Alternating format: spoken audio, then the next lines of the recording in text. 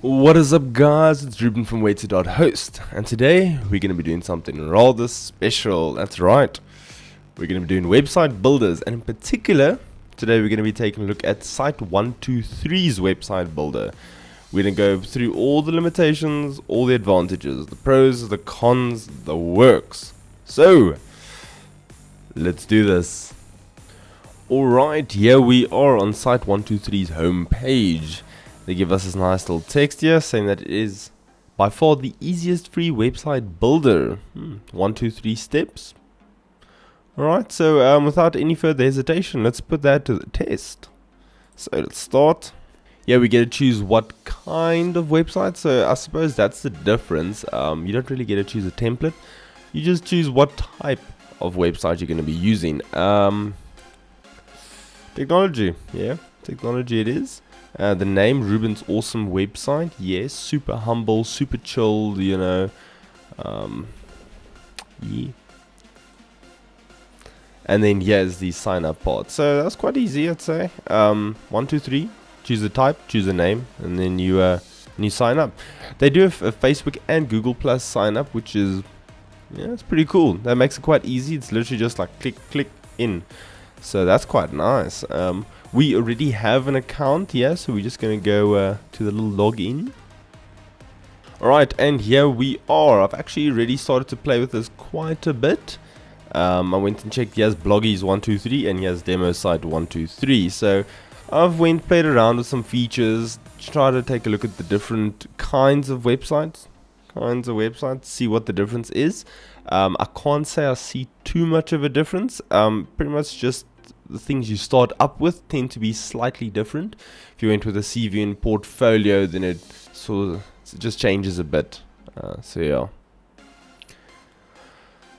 So just quickly take a look here and I'll show you guys what is going on at the moment. So you'd show up here. This is what you would get when you initially load. Obviously, you know, there'd be different changes. Like for example, I added this in. But this is pretty much what you get. It always seems to have this header here, this hero. That seems to be very consistent among all the different types. The about is also, you see that quite a lot. I don't think there was one without an about, to be quite honest, now if I think about it. What I'm going to do is, I'm just going to quickly do a little bit further editing, and then I'm going to bring you guys back for the overview, all the positive, the negatives, advantages and limitations. So I'll bring you guys back. So now it is time for the review. This is the limitations and the advantages, the overall. What is this site builder all about? Alright, so first of all, it is quite easy and simple to use. Now, why do I say that? Because there's not much to do like on the page. You don't have to really drag anything around. It's literally just you say, okay, well, this is my home page. Let's edit how that looks. You can edit the pages. You can edit the design, each individual aspect, very nicely explained. You know, so okay, listen, now this is the styles. This is your layout for here. And then you got your fonts, menu options, footer, favicon, and social images. Just a note, I don't think I've actually come across a lot of website builders that actually give you the option to upload your favicon. And yeah, that was quite nice, I gotta say. Obviously the setup was really simple, so that goes for number 2. Okay, really easy and simple setup. It was a bit unfortunate that you couldn't choose your template, but it was still really easy and simple to set up. And they gave you pretty much all the necessary stuff. You came in here with a home, about, portfolio, services, frequently asked questions, and contact us. And then here they throw in your site title. So whatever we named it there in the beginning, Ruben's awesome website, they would just throw that in. And then you'd see also here the social buttons. They also throw that in for you. You do still have to go edit them and actually link them correctly, but you know, that's a given. So yeah. Now, something that I didn't show you guys, but it's actually quite cool. When you actually first load up, they have this little explanation that sort of explains what each piece is about. And that was really cool. That was like really, really cool. because it sort of says, okay, this is your home page, this has to do with this, this and that. This is your pages, this deals with, you know, it explains it, and that was quite nice. And then the next part is when you add pages, you've actually got quite a nice amount of stuff to add. You take a look here, here's all the popular stuff, you know, so you got events, testimonials, and you got different types. So you got one that looks like this, you know, different layouts. The teams are also quite different. And then you got, you know, your services, your features, etc, etc. So there are quite a number of things to add, quite a few. And then you've also got here the app market. So it's nice because yes, there are a lot of cool extra things that you can add from pretty much like, you know, other third-party people. Only unfortunate aspect is you do need to upgrade to add it. That's a bit unfortunate, but I can understand it. Another cool feature is that, let's say for example, I added in the services, right? But I still want to edit it. Now, if I added in a features, I could actually swap back over to services, or if I have now services, I can swap over to features. If you check here, it completely changed it. I didn't have to worry about the content. So that's really nice, because now it changes the whole look of it, and you don't have to worry about, you know, the contact being different. For example, now if I added in a service, but I was actually thinking, well, I was actually looking for more of a feature type of deal, then I wouldn't have to worry about now all the content that I've added to be swapped out. It still remains, and that's quite nice.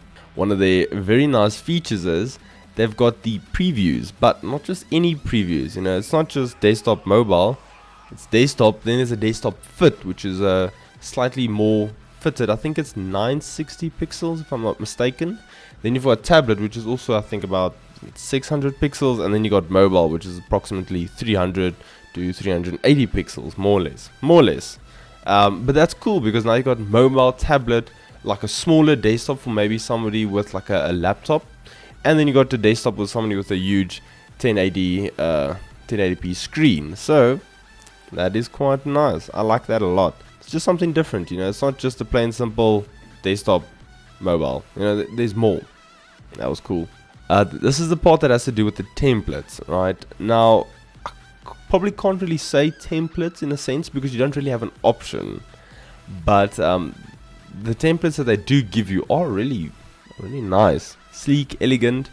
They do have very nice designs. I'll give them that. That's actually what it boils down to, because it's not so much of a case of, you know, now you're choosing different templates. It's actually just each section's design is where the difference comes in, really. Because if you think about it, it's not so much pages as sections, really. And each section is editable. So therefore, then you catch the drift.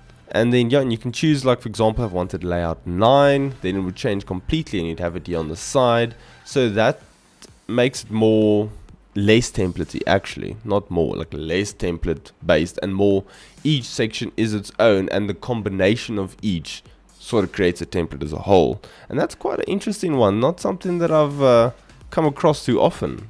Very interesting concept.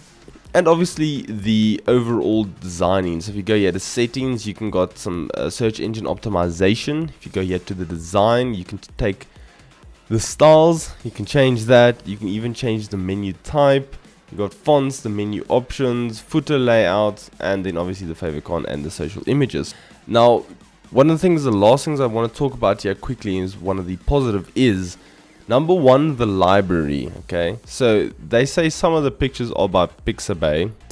I have to say quite a lot of them seem to be Pixabay, to be quite honest. But that's really cool. The fact that you get these free to use images here by Pixabay, and they've also got a few here, I suppose, offered by them. And that's quite nice. You know, like, let's say for example, then you don't have to now go out and buy images. You can just utilize what they have here already. But then also on top of that, they've got these icons, and that's really cool. I believe these are probably bootstrap icons, or favicon, or not favicon. So these are all a bunch of icons that you can add in, and that's actually really cool. If we went here to our services, we edited it, and then we went here to Ruben's demo service and quickly edited here. We've got the icon in already, which is that bar. But let's say I wanted to make it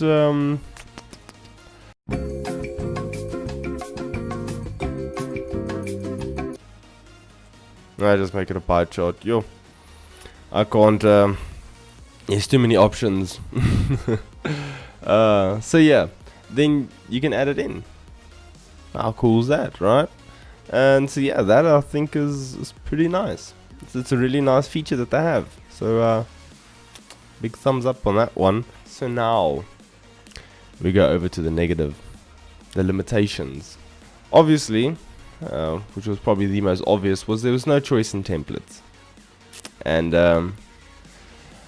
it's unfortunate. I do understand where they're going or where they're coming from with the whole each piece is customizable, because you've got like a header here, you can choose a layout, etc, etc. It's all customizable, and then each section is its own customization. But then it falls into the second fact, which is the fact that there's not actually pages. It's pretty much just one big page, and each section is a page. So I wouldn't even call it different pages, you know, like, yeah, it's not pages, it's sections. I'm sorry, it's not pages. Pages is when, you know, you click on portfolio and it takes you to a new page, not just further down the screen, you know. So that was definitely a negative. There's not too much customization allowed for the sections. There is obviously different styles and layouts, but I'm afraid that doesn't do enough justice, because there are certain things that maybe you'd want to do. For example, for features, you know, maybe you'd want to do something totally different. Maybe you'd want it to all the icons be on this side, all going down, and then there's no option to do that because you have to follow the layout. And you know, that's not great. I do understand where they're coming from. It is nice because now you know that all the CSS is right. You know, you're not going to have certain items fly off the page or anything like that. It's going to look very good, and it's going to be mobile compatible, etc, because they did all the layouts. But yet again, customization was taken out of my hands, so it limits me. That's what it does. It was a limitation, and I had to point that out. But honestly, that's about as much as I can say against it. Otherwise, it is very nice.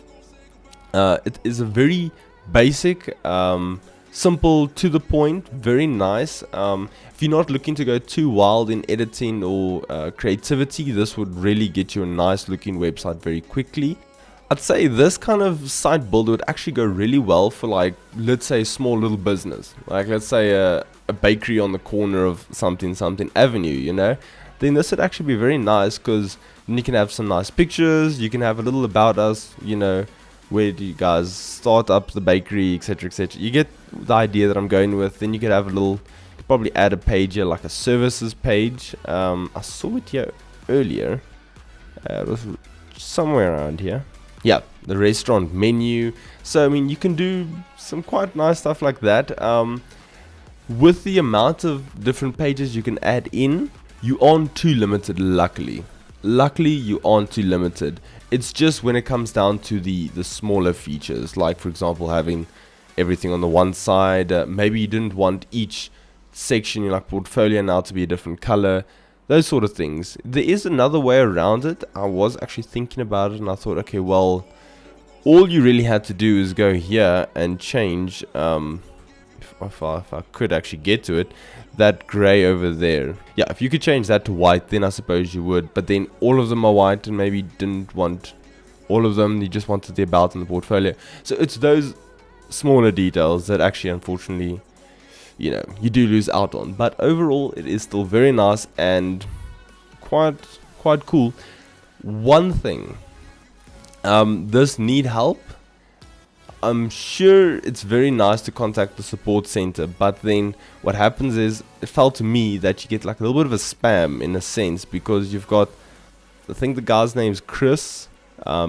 Chris keeps messaging you saying you need help with this or that or the other, and it's not real. It's not a real person. I figured that out very quickly. It's not a real person.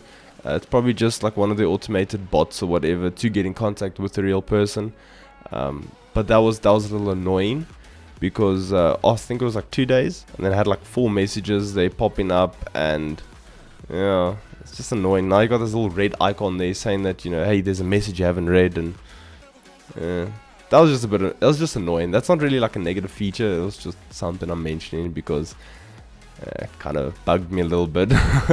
So yeah, that's pretty much the site builder. It is very simple, easy, to the point, and yeah, I actually quite enjoyed it.